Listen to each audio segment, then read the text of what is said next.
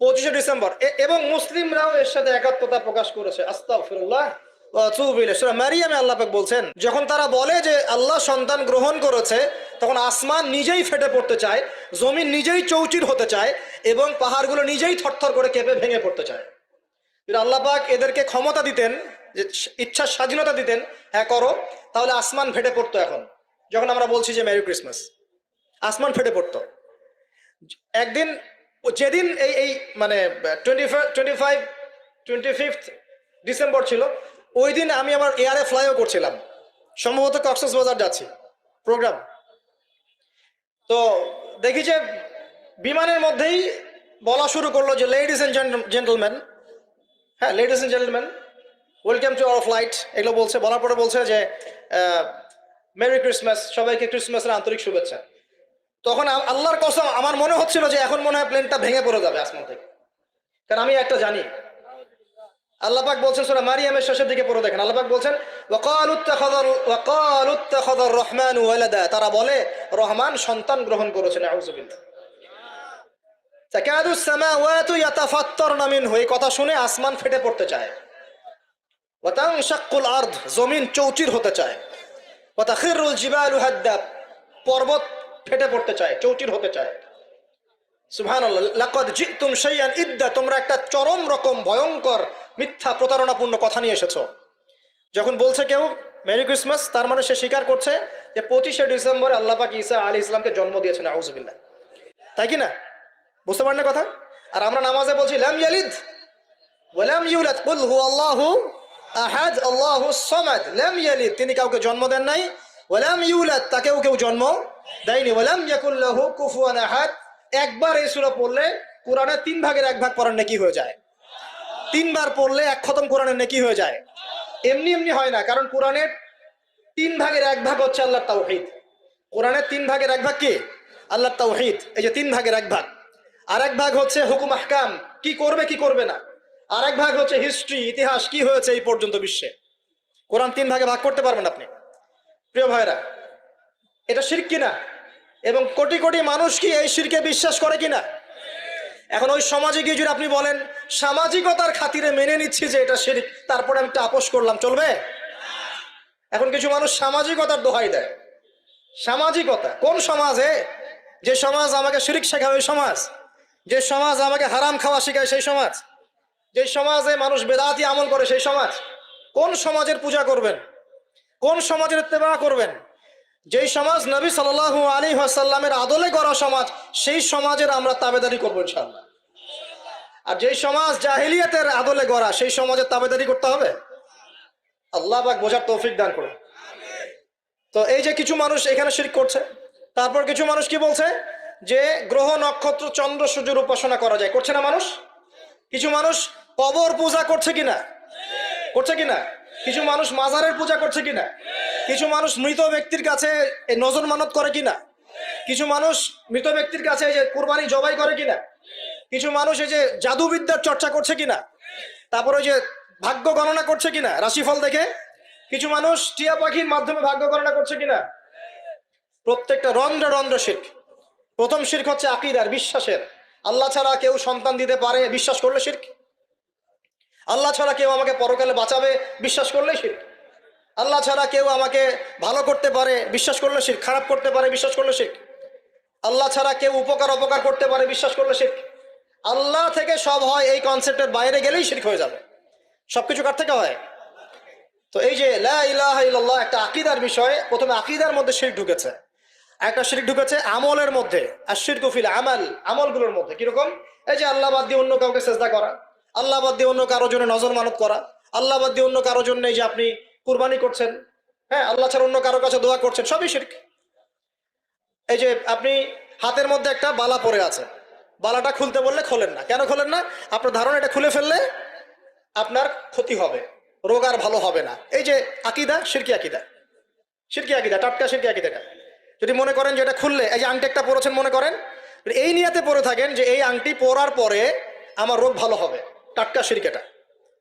এমনি যদি পড়েন সৌন্দর্য বর্ধনের জন্য পড়েছি, কোনো সমস্যা নাই, ইন্নামাল আমালু বিন্নিয়াত। কিন্তু যদি এই নিয়াতে পড়েন এই আংটিটা পরলে আমার রোগটা ভালো হবে, খুললে আর রোগ ভালো হবে না, ব্যাস শিরক হয়ে গেছে। তারপরে বিয়ে হচ্ছে না, তাবিজ করতেছে, তাবিজ করলে বিয়ে হবে, শিরক হয়ে গেল। আবার একজন একজনকে ভালোবাসে, অবৈধ ভালোবাসা, বৈধটা না অবৈধটা। এখন তার আবার বিয়ে ঠিক হয়েছে এক জায়গায়, এই বিয়ে সে ভাঙাবে, কবিরাজের কাছে গিয়ে বিয়ে ভাঙানি করতেছে, চালাচালি করতেছে, নকশা আঁকতেছে, করে না? স্বামী স্ত্রীর কথা শোনে না, স্ত্রী চলে গেছে কবিরাজের কাছে, গিয়ে বলছে আমার স্বামী আমার কথা শোনে না, তাবিজ করবো, তাবিজ দেন। স্বামী ঘুমায়, বালিশের নিচে দেখে তাবিজ। আছেন এরকম কুফরি কালাম? সবই সে। কেউ জাদুবিদ্যার চর্চা করতেছে মানুষ এখন। এবং বিশ্বাস করেন, আমি একটা নিউজ দিই আপনাদেরকে, এখন বিশ্বের একটা অংশের মানুষ সত্যি সত্যি ব্ল্যাক ম্যাজিক বা কালো জাদু করে। ব্ল্যাক ম্যাজিক বা কালো জাদুর চর্চা হচ্ছে, আবার নতুন করে বিশ্বে কালো জাদুর চর্চা হচ্ছে। এবং এর সাথে কিন্তু জিউসরা সম্পৃক্ত আছে। কারা সম্পৃক্ত? ওই যে যারা প্যালেস্টাইন কেড়ে নিয়েছে ওরাও সম্পৃক্ত আছে। তো খেয়াল রাখতে হবে এগুলা। এগুলো থেকে বাঁচার জন্য কি করব? বাঁচার জন্য প্রতিদিন 5 ওয়াক্ত নামাজ, পবিত্র অবস্থায় থাকার চেষ্টা করা, সকাল সন্ধ্যার মাসনুন দোয়া কালামগুলো পড়বেন হিসনুল মুসলিম বই থেকে। আর এই যে আপনার কোরআন তেলাওয়াত, ডেইলি একটু করে কোরআন তেলাওয়াত করলে ইনশাল্লাহ এই ধরনের চোখ লাগা, বদনজর, জাদুটোনা সবকিছু পরাজিত হয়ে যাবে ইনশাআল্লাহ তাআলা। বহু মানুষ জিনের উপাসনা শুরু করেছে। হ্যাঁ, জিন তাবে করছে, জিনকে দিয়ে কাজ করাচ্ছে। এগুলো তো সায়েন্স বিশ্বাস করে না, করে? জিন জাতির অস্তিত্ব আছে কি নাই? ওমা খলাকতুল জিন্না ওয়াল ইনসা, আল্লাহ পাক বলছেন ওমা খলাকতুল জিন্না ওয়াল ইনসা, আমি জিন আর মানুষকে সৃষ্টি করেছি কি জন্য? ইল্লা লিয়াবুদুন, আমার ইবাদত করার জন্য। আমাদের সবার সাথে একটা করে শয়তান জিন আছে, আছে না নাই? আছে। বাথরুমে যান না, বাথরুমে যাওয়ার সময় কি দোয়া পড়েন? আল্লাহুম্মা ইন্নী আউযু বিকা মিনাল খুবসি ওয়াল খুবসি আর খাবাইস, মানে কি? খুবসি আর খাবাইস মানে কি? দুষ্ট নোংরা জিন শয়তান। তো সুলাইমান আলাইহিস সালামের যুগ থেকে জাদুবিদ্যার চর্চা চলে আসছে। এবং আমাদের নবী মুহাম্মদ সাল্লাল্লাহু আলাইহি ওয়াসাল্লামকেও কিন্তু জাদু করা হয়েছিল, জানেন এটা? আমাদের নবী সাল্লাল্লাহু আলাইহি ওয়াসাল্লামের মাথার চুল মোবারককে নিয়ে জাদু করেছিল এক ইহুদি মহিলা, ঠিক আছে? এই জাদুর অস্তিত্ব ছিল একটা কূপের নিচে।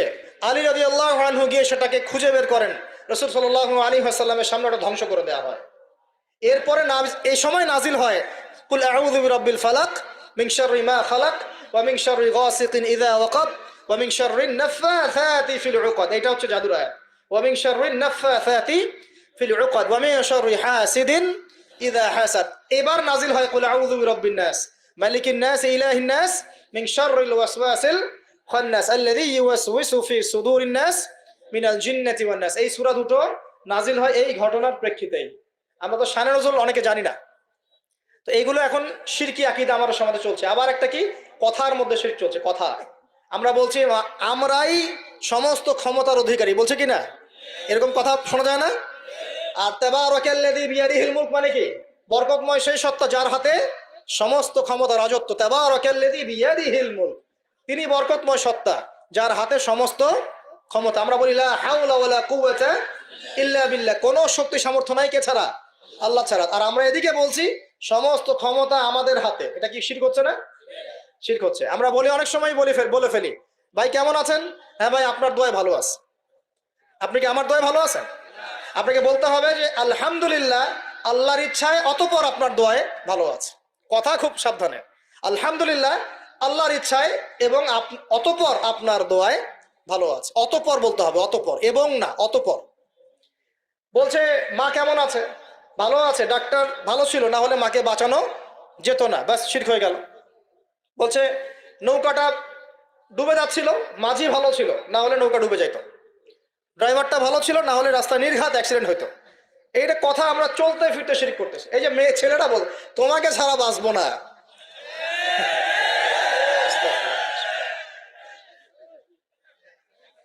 বাঁচিয়েন না, বেঁচে থাকে কি হবে আপনার? যদি একটা মেয়ের জন্য জীবন দিয়ে দেন, তাহলে আল্লাহর জমিনে আপনি আল্লাহর জন্য কি করবেন? তো এই যে অনেক গানও আছে দেখবেন, অনেক গানের লিরিক্স গুলো, ম্যাক্সিমাম গানের লিরিক্সের মধ্যে দেখবেন শিরকি কথা আছে। তো আপনারা একটু খেয়াল করে দেখবেন, অনেক গানের লিরিক্স আছে এগুলো কিন্তু শিরকি কথা, আল্লাহর সাথে দ্রোহিতা হচ্ছে কি না? তো এই কথায় তিনটা ক্ষেত্র বললাম, কথায়, কাজে এবং চিন্তায়। এই তিনটা ক্ষেত্রে মুসলিম সমাজের মধ্যে এখন শিরক বিরাজ করছে। এটা আমাদের উম্মতের সবচেয়ে বড় সমস্যা এখন। আল্লাহ পাক আমাদের সবাইকে শিরক মুক্ত আমল করার তৌফিক এনায়েত করুন, সকলে বলে আমিন। তাহলে কি করতে হবে? আমি কয়েকটা বই পড়ার পরামর্শ দিচ্ছি। কিতাবুত তাওহীদ একটা বই আছে, শিরক সম্পর্কে অনেক বিস্তারিত আলোচনা করা আছে, এটা পড়তে পারেন। তারপরে কোরআন সুন্নাহর আলোকে ইসলামী আকীদা একটা বই আছে, এটা পড়তে পারেন। আকীদা তাহাভিয়াটা পড়তে পারেন। আর শিরক সম্পর্কে আর অনেক বইপত্র বাজারে বের হয়েছে, শিরক কি ও কেন ইত্যাদি টাইপের। এগুলো পড়লে আপনি শিরকের ধারণা পাবেন ইনশাআল্লাহ তাআলা। আল্লাহ পাক আমাদের সবাইকে শিরক মুক্ত আমল করার তৌফিক ইনায়াত করুন, সকলেই বলি আমিন। আর একটা কথা বলি শিরক সম্পর্কে, সেটা হলো আধুনিক সময়ে কিন্তু নতুন একটা শিরক চালু হয়েছে, এটা শুনে রাখেন। সেটা কি? আল্লাহর যত হালাল আছে এগুলোকে মানুষ হারাম করছে দিন দিন, আর আল্লাহ পাকের হারামগুলোকে হালাল করছে দিন দিন। এটা কিন্তু একটা শিরকি আকীদা, এটাও কিন্তু শিরক, জানেন? ইত্তাখাযু আহবারহুম ওয়া রুহবানাহুম আরবাবা মিন দুনিল্লাহ, তারা ধর্ম নেতা এবং সমাজ নেতাদেরকে রবের আসনে বসিয়েছিল। এখন আদী ইবনে হাতেম তিনি বলছেন রাদিয়াল্লাহু আনহু যে আমরা তো আমাদের ধর্মনেতা বা সামাজিক নেতাদের তো পূজা করি না।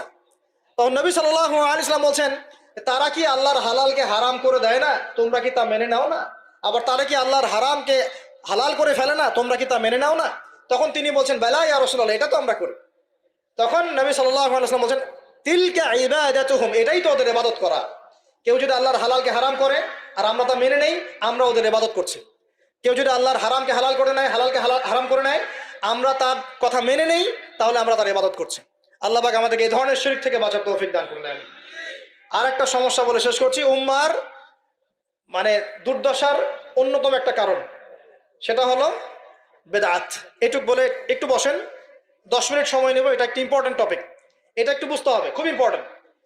এই কারণে উম্মার মধ্যে অনেক ফাসাদ সৃষ্টি হয়েছে, ফিতনা সৃষ্টি হয়েছে, এবং মানুষ নবীর সুন্নত থেকে মুখ ফিরিয়ে এখন সব বেদাতি আমল করা গুলোকে মানুষ সামাজিকতা বলে চালিয়ে দেওয়ার চেষ্টা করছে। খুব খেয়াল রাখবেন, নবী সাল্লাল্লাহু আলাইহি ওয়াসাল্লামের সুন্নাহ মানে আল্লাহ পাক কোরআন নাজিল করেছেন, তার রাসূলের হাদিস আছে আমাদের সামনে। কোরআন এবং হাদিস, নবী যেভাবে আমল করেছেন আমরা সেভাবে আমল করি, এর নাম সুন্নাহ। সাহাবায়ে কেরাম রাদিয়াল্লাহু আনহুম যেভাবে করেছেন আমরা সেটা করি, এর নাম সুন্নাহ। মানে নবী সাল্লাল্লাহু আলাইহি ওয়াসাল্লাম বলছেন, মাই ইয়াইশ মিনকুম বা'দি, তোমাদের মধ্যে আমার পরে যারা বেঁচে থাকবে, ফাসায়ারা ইখতিলাফান কাসীরা, তোমাদের মধ্যে যারা বেঁচে থাকবে আমার পর তারা দেখবে অনেক ইখতিলাফ চলছে সমাজের মধ্যে। তো আলাইকুম বিসুন্নতি ওয়া সুন্নতি খুলাফায়ে রাশিদিন মাহদিন মিন বা'দি, তখন তোমাদের কাজ হবে আমার সুন্নতকে আঁকড়ে ধরে থাকা এবং আমার হেদায়েত প্রাপ্ত খুলাফায়ে রাশিদা সাহাবায়ে কেরাম তাদের সুন্নতকে আঁকড়ে ধরে থাকা। এই সুন্নতের বাইরে যে কোনো কাজ, যে কোনো আকীদা, যে কোনো মতবাদ, এগুলো সবই বেদাত বলে গণ্য হবে। আল্লাহ পাক আমাদেরকে বোঝার তৌফিক দান করুন।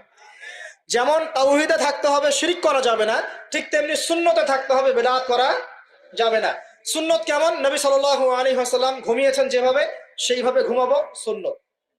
নবীজি ঘুমিয়েছেন, ঘুমানোর আগে ওযু করেছেন, ডান দিকে কাত হয়েছেন, আল্লাহুম্মা বিইসমিকা আমুতু ওয়া আহইয়া বলেছেন, সূরা মুলক তেলাওয়াত করেছেন, পারলে আপনি করবেন, আয়াতুল কুরসি পড়েছেন, সূরা বাকারার শেষের 3টা আয়াত পড়েছেন, হ্যাঁ 33 বার সুবহানাল্লাহ, 33 বার আলহামদুলিল্লাহ, 34 বার আল্লাহু আকবার পড়েছেন, ঘুমিয়ে গেছেন। এখন যদি নবীর সুন্নাহ মতো ঘুমাই, এই ঘুমটাও নেকির কাজ হবে ইনশাআল্লাহ। এখন যদি ঘুমানোর নতুন কোনো তরিকা আমি বের করি, তাহলে নবীর সুন্নতের বাইরে বেদাত হয়ে যাবে। বেদাত শব্দের অর্থ হচ্ছে নতুন আবিষ্কার। একটু মনোযোগ দেন প্লিজ, একটু বসেন, এইটুকু শেষ করে দিচ্ছে। বেদাত শব্দের অর্থ হচ্ছে নতুন আবিষ্কার। সুন্নাহ মানে যেমন আদর্শ, রীতি, আল্লাহ পাকেরও সুন্নত আছে, নবী সাল্লাল্লাহু আলাইহি ওয়াসাল্লামেরও সুন্নত আছে, আমরা তার সুন্নত মেনে জীবন করবো ইনশাআল্লাহ। আল্লাহ পাক তৌফিক দান করুন। ঠিক তাওহীদের বিপরীত যেমন শিরক থাকে, সুন্নতের বিপরীত থাকে কি? বেদাত, মানে নতুন আবিষ্কার। এটাকে দুই ভাগে ভাগ করা যায়, খেয়াল করি একটু আমার দিকে। কয় ভাগে ভাগ করা যায়? দুই ভাগ। একটা হচ্ছে দুনিয়াবি ক্ষেত্রে নতুন আবিষ্কার, একটা দিনের ক্ষেত্রে নতুন আবিষ্কার। দুনিয়াবি ক্ষেত্রে মানে কি? এই যে মোবাইল ফোন আপনার হাতে আছে, এই মোবাইল ফোন কি রাসূলের যুগে ছিল? সাহাবীদের যুগে ছিল? এই যে লাইটিং করেছি, নবীর যুগে এরকম লাইট ছিল? মাইকে কথা বলছি, নবীর যুগে মাইক ছিল? এরোপ্লেন, আমরা এয়ারক্রাফটে সফর করছি, নবীর যুগে এয়ারক্রাফট ছিল? খেয়াল করে দেখেন, আমরা যখন বাহনে উঠছি, আমরা বাহনে উঠে দোয়া পড়ছি, আল্লাহু আকবার আল্লাহু আকবার আল্লাহু আকবার, সুবহানাল্লাযী সাখখারা লানা হাযা ওয়া মা কুন্না লাহু মুকরিনিন ওয়া ইন্না ইলা রাব্বিনা লামুনকালিবুন। এই দোয়া বদলে গেছে না যায় নাই? দোয়াটা কি বদলেছে? এই দোয়াটা নবী সাল্লাল্লাহু আলাইহি ওয়াসাল্লাম গাধার পিঠে উঠে পড়েছেন, ঘোড়ার পিঠে উঠে পড়েছেন, ওই সময়কার সমসাময়িক বাহনের পিঠে উঠে পড়েছেন। আমরা এ যুগের সমসাময়িক বাহনের পিঠে উঠে একই দোয়া পড়ছি। দোয়া কি চেঞ্জ হয়েছে না বাহন চেঞ্জ হয়েছে? এই যে বাহন যে পরিবর্তন হয়েছে, এটা টেকনোলজি না, প্রযুক্তি টেকনোলজি। এটা হচ্ছে দুনিয়ার ক্ষেত্রে বেদাত, যেটা সম্পূর্ণ জায়েজ। কথা বুঝতে পারছেন? এটা সম্পূর্ণ জায়েজ যতক্ষণ পর্যন্ত না স্পষ্ট কোনো দলিল পাওয়া যাচ্ছে এটার এগেনস্টে, যেটা হারাম। স্পষ্ট দলিল না পাওয়া যাওয়া পর্যন্ত এটাকে আপনি বৈধ রাখতে পারেন। এটা এক নাম্বার। আরেকটা বেদাত হলো দ্বীনের ক্ষেত্রে বেদাত। দ্বীনের ক্ষেত্রে কেমন? নবী সাল্লাল্লাহু আলাইহি ওয়াসাল্লাম বলছেন, মান আহদাথা ফি আমরিনা হাদা, সহিহ মুসলিম হাদিস নাম্বার 1718। নবীজি বলছেন, মান আহদাথা ফি আমরিনা হাদা মা লাইসা মিনহু ফাহুয়া রাদ। কোন ব্যক্তি যদি এই দিন ইসলামের মধ্যে এমন কোন আমল চালু করে যে আমলের সমর্থনে আমাদের পক্ষ থেকে কোনো প্রমাণ নাই, সেটাই রদ বা প্রত্যাখ্যাত, সেটা বাতিল। নবী সাল্লাল্লাহু আলাইহি ওয়াসাল্লাম অন্য হাদিসে বলছেন, মান আহদাথা ফি আমরিনা হাদা মা লাইসা মিনহু ফাহুয়া রাদ, মান আমিলা আমালান লাইসা আলাইহি আমরুনা ফাহুয়া রাদ। সংজ্ঞা শিখলাম কি? আমার সাথে বলেন দেখি, বেদাত শব্দের অর্থ কি? নতুন আবিষ্কার। কয় প্রকার হয়? কয় প্রকার হয়? একটা দুনিয়াবি ক্ষেত্রে, যেমন বললাম যে এই যে প্রযুক্তিগত বেদাত যেগুলো হয়েছে, এগুলো জায়েজ না জায়েজ? জায়েজ যতক্ষণ পর্যন্ত না এগুলোর বিপরীতে কোনো দলিল স্পষ্ট পাওয়া যাচ্ছে ততক্ষণ পর্যন্ত জায়েজ। আর একটা দিনের ক্ষেত্রে, দিনের ক্ষেত্রে যেটা, সেটা কি জায়েজ হবে না না জায়েজ হবে? দিনের ক্ষেত্রে যদি আমরা এমন কোন আমল করি নেকির আশায়, সওয়াবের আশায়, যেটা রাসূল করেন নাই, সাহাবীরা করেন নাই, এবং তাবেঈন ইমামগণ সবার থেকে প্রমাণিত না, এই কাজটা যদি সওয়াবের আশায় করতে যাই যার পক্ষে কোনো দলিল পাওয়া যায় না, সেটাকেই বাতিল প্রত্যাখ্যাত বেদাত বলা হয়। কথা বুঝতে পারছেন কিনা? উদাহরণ দিলে এবার ক্লিয়ার হবে। কয়েকটা ভাবে হতে পারে। যেমন এক নাম্বার ধরন। ধরন কেমন? মনে করেন যে আপনি হালুয়া রুটি সেমাই খাবেন। খুব ভালো কথা। হালুয়া রুটি সেমাই খাওয়া কি জায়েজ না জায়েজ? এই খাবারটা হালাল না হারাম? হালাল। আপনি এখনো খেতে পারেন, আপনি সকালেও খেতে পারেন, আপনি দুপুরেও খেতে পারেন, যখন ইচ্ছা তখন খেতে পারেন। কিন্তু যদি আপনি কোনো দিবসকে কেন্দ্র করে এরকম একটা সংস্কৃতি চালু করেন যে আজকে 15ই শাবান আমরা সবাই এখন হালুয়া রুটি খাবো, এই যে একটা দিনকে কেন্দ্র করে আপনি একটা নতুন কাজ শুরু করলেন, এই কাজটাকে আমরা বেদাত বলে ফেলছি। মনে করেন আপনি দরুদ পড়বেন, খুব ভালো কথা, দরুদ ভালো জিনিস, দরুদ পড়লে নেকি হয়। কিন্তু আপনি দরুদ পড়লে নেকি হয়, রাসূলের জীবনী চর্চা করলে নেকি হয়, তাকে সালাম দিলে নেকি হয়, সব ঠিক আছে। কিন্তু এখন যদি আপনি নবীর জন্ম দিবসটাকে কেন্দ্র করে এই কাজগুলোকে ঘটা করে করার চেষ্টা করেন, যেটা নবীজি করেন নাই, সাহাবীরা করেন নাই, এটা হলো ধরনগত বেদাত। কথা বুঝতে পারছেন কিনা? দুই নম্বরে আসেন, একটা হয় জিন্সগত। জিন্স মানে প্রকরণ। এটা কেমন? আল্লাহ পাক আমাদেরকে কুরবানি করতে বলেছেন চতুষ্পদ জন্তু। চতুষ্পদ জন্তু বুঝি? 4 পাওয়ালা। এখন ঘোড়ারও তো 4 পা আছে। এখন যদি আমরা কুরবানি করতে গিয়ে এখন ঘোড়া কুরবানি করা শুরু করি, বলেন কি বুঝলেন? আচ্ছা ঘোড়া বাদ দেন, মুরগি কুরবানি করা শুরু করলেন, মোরগ কুরবানি করা শুরু করলেন, মনে করলেন যে সমস্যা কি, এটাও তো আল্লাহর সৃষ্টি, হালাল তো, মুরগি খাওয়া তো হালাল, মোরগ খাওয়া তো হালাল, তো গরু ছাগল বাদ দিয়ে মুরগি কুরবানি করলাম, কি সমস্যা? করতে পারবেন না, কারণ আল্লাহ পাক চতুষ্পদ জন্তু কুরবানির কথা বলেছেন। এটা যদি করেন জিন্সগত বেদাত হয়ে যাবে। কথা বুঝতে পারছেন? 3 নাম্বার একটা হচ্ছে যেটাকে আমরা বলি আদাদ বা সংখ্যাগত। যেমন আল্লাহ পাক বলেছেন এশার নামাজ পড়তে 4 রাকাত, ফরজ নামাজ কয় রাকাত? 4 রাকাত। কেউ যদি মনে করে এখন না, নামাজ খুব ভালো কাজ, নামাজ পড়লে নেকি হয়, তো 4-এর জায়গায় আমি 5 রাকাত পড়বো, কি হবে? ফজরের নামাজ 2 রাকাত ফরজ। আর কেউ যদি মনে করে নামাজ তো খুব ভালো জিনিস, ভালো কাজ করলে কি সমস্যা, নামাজ তো পড়লে নেকি হয়, 2 রাকাত পড়লে নেকি হয়, 4 রাকাত পড়লে আরো বেশি নেকি হয়, আর 4 রাকাত পড়া শুরু করলো, কি হবে? গ্রহণযোগ্য না বাতিল? এটা হলো আপনার এই যে সংখ্যাগত একটা বেদাত হয়ে গেল। কথা বুঝতে পারছেন? একটা হচ্ছে আপনার স্থানগত বেদাত। স্থানগত কেমন? তাওয়াফ করতে হয় কোথায়? মাতাফে। কোথায় তাওয়াফ করে? মাতাফে। হজ করে কোথায়? আরাফার মাঠে। আমরা যদি মনে করি না আজকে আমরা লাঙ্গল কোটে হজ করব, এখানে একটা কাবা বানাবো, এখানেই হজের সব সিস্টেম করব, এখানেই তাওয়াফ হবে, এটা হবে কি? স্থানগত বাতিল একটা কাজ, স্থানগত বেদাত। তাওয়াফ করতে হয় মাতাফে। মাতাফে অনেক ভিড়, তাওয়াফ করার জায়গা নাই। কেউ মনে করলো না আমি হারাম শরীফের পিছন দিক থেকে তাওয়াফ করে আসি, 7 বার চক্কর দিয়ে আসে, হবে? স্থানগত বেদাত। এরকম করে সংখ্যাগত, ধরনগত, স্থানগত, প্রকরণগত বেদাত হতে পারে। আবার পদ্ধতিগত হতে পারে, কাইফিয়াত। যেমন অজু করতে হয়, প্রথমে বিসমিল্লাহ বলেন, এই যে হাত ধুচ্ছেন, কুলি করছেন, নাকে পানি দিচ্ছেন, তাই না? তারপরে কোনোই ধুচ্ছেন, আস্তে আস্তে পা ধুচ্ছেন। এখন আপনি চিন্তা করলেন যে অজু তো অজুই, হাত ধোয়া পা ধোয়া নিয়েই কথা, আমি আগে পাটা ধুই, তারপরে মাথা মাসা করি, তারপরে হাত ধোবো কোনোই পর্যন্ত, তারপরে কুলি করে অজু মাশাআল্লাহ সারা। পদ্ধতি নতুন বানালেন, এটা কি হবে? পদ্ধতিগত বেদাত। বেদাতের কেন করে মানুষ? অজ্ঞতা বশত, হঠকারিতা বশত, দলিল না থাকার কারণে, জাল দলিল পেশ করার কারণে। কেন মানুষ করে? মানুষ করে দুনিয়ার স্বার্থগত কারণে, লৌকিকতার কারণে, মানুষকে সন্তুষ্ট করার কারণে। কি পরিণতি হবে? দুই চারটা হাদিস বলে শেষ করছি। এক, একটু শোনেন, নবী সাল্লাল্লাহু আলাইহি ওয়াসাল্লাম বলছেন, আমি সবার আগে হাউজে কাউসারে যাব, যাওয়ার পরে আমি তোমাদের জন্য অপেক্ষা করতে থাকবো, আর মানুষ আমার সামন দিয়ে চলে যাবে। মান মাররা আলাইয়া শারিবা, যে আমার সামন দিয়ে যাবে সে এই হাউজে কাউসারের পানি পাবে আমার কাছে। ফামান শারিবা লাম ইয়াজমা আবাদা, কেউ যদি একবার পান করে সে কখনো পিপাসার্ত হবে না। হাউজে কাউসারের পানি হবে মধুর চেয়ে মিষ্টি, দুধের চেয়ে সাদা। একবার পান করলে আর কখনো পিপাসার্ত হবে না। এবার নবী সাল্লাল্লাহু আলাইহি ওয়াসাল্লাম বলছেন, খেয়াল করেন, নবীজি বলছেন, সুম্মা ইউহালু বাইনি ওয়া বাইনাকুম, এরপর আমার এবং তাদের মাঝখানে হঠাৎ একটা পর্দা পড়ে যাবে।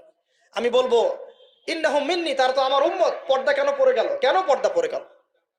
নবী সাল্লাল্লাহু আলাইহি ওয়াসাল্লামকে বলা হবে, ইন্নাকা লা তাদরি, ইন্নাকা লা তাদরি, হে নবী আপনি জানেন না, মা আহদাসু বা'দাক, তারা আপনার ইন্তেকালের পরে দিনের মধ্যে কত নতুন নতুন বেদাত আমল এবং আকীদা চালু করেছিল, আপনি জানেন না। নবীজি তখন বলবেন, সুহকান সুহকান, দূর হয়ে যাও, দূর হয়ে যাও, লিমান গায়্যারা বা'দি, যারা আমার পরে দিনকে পরিবর্তন করেছো তারা এখান থেকে দূর হয়ে যাও। অন্য হাদিসে আসছে, নবী সাল্লাল্লাহু আলাইহি ওয়াসাল্লাম বলেছে, মান আহদাসা হাদাসান, কেউ যদি কোনো বেদাত করে, ওয়া আওয়া মুহদিসান, এবং বেদাতিকে সম্মান করে আশ্রয় দেয়, সে যেন ইসলাম ধ্বংস করার কাজে সাহায্য করলো। একটা হাদিসে বলছেন, ফাআলাইহি লানাতুল্লাহি ওয়া মালাইকাতিহি ওয়ান নাসি আজমাইন, কেউ যদি বেদাত করে, বেদাতিকে আশ্রয় দেয়, তাকে সম্মান করে, তার উপরে আল্লাহ এবং তার ফেরেশতা এবং পুরো মানব জাতির লানত অভিশাপ আছে। আরেকটা হাদিসে নবীজি বলছেন, তিনজন ব্যক্তি আসছে তার আমল দেখতে, আমল দেখে একজন বলছে, নবীজির আমল তো কম মনে হচ্ছে, নবীজির আমল দেখলে আমাদের চলবে না। قد غفر له ما تقدم من ذنبه وما تأخر, নবীজির আগের পরের সব গুনাহ মাফ, তার আমল দেখলে আমাদের চলবে না। ফাইন্নাহুম তাকাল্লুহা, আমলকে তারা অল্প মনে করলো। একজন বলছে, আম্মা আনা, আমি উসাল্লি লাইলান আবাদা, আমি সারা রাত নামাজ পড়বো, আমি ঘুমাবো না। আরেকজন বলছে, আনা আসুমুদ দাহরা ওয়ালা উফতির, আমি বছরের প্রত্যেক দিন রোজা রাখবো, কোনোদিন রোজা ভাঙবো না। আরেকজন বলছে, আনা আ'তাজিলুন নিসা, আমি মহিলাদেরকে ত্যাগ করলাম, ওয়ালা আতাজাওয়াজু আবাদান, আমি কোনোদিন বিবাহ শাদী করবো না। এবার নবী সাল্লাল্লাহু আলাইহি ওয়াসাল্লাম এসে বলছেন, আনতুম কুলতুম কাযা ওয়া কাযা, তোমরা কি এরকম এরকম কথা বলছিলে? ওয়াল্লাহি, আমি আল্লাহর কসম করে বলছি, ওয়া ইন্নী লা আখশাকুম লিল্লাহি ওয়া আতকাকুম বে, আমি তোমাদের চাইতে বেশি আল্লাহকে ভয় করি এবং আমি তোমাদের মধ্যে বেশি মুত্তাকি মানুষ, তোমাদের মধ্যে সবচেয়ে মুত্তাকি আমি, এবং আমি সবচেয়ে বেশি আল্লাহকে ভয় করি। কিন্তু আনা উসাল্লি ওয়া আরকুদ, আমি নামাজ পড়ি আবার ঘুমাই, রাতে আমি নামাজও পড়ি, কিছু অংশ ঘুমাই। আনা আসুম ওয়া আফতির, আমি সিয়ামও রাখি আবার ছেড়েও দিই, রোজাও রাখি ছেড়েও দিই, তা না আমি সারা বছর রোজা রাখি না। আনা আতাজাওয়াজু নিসা, আমি যে বিয়ে শাদী করেছি, আমার স্ত্রীরা আছে, আমার একাধিক স্ত্রী আছে।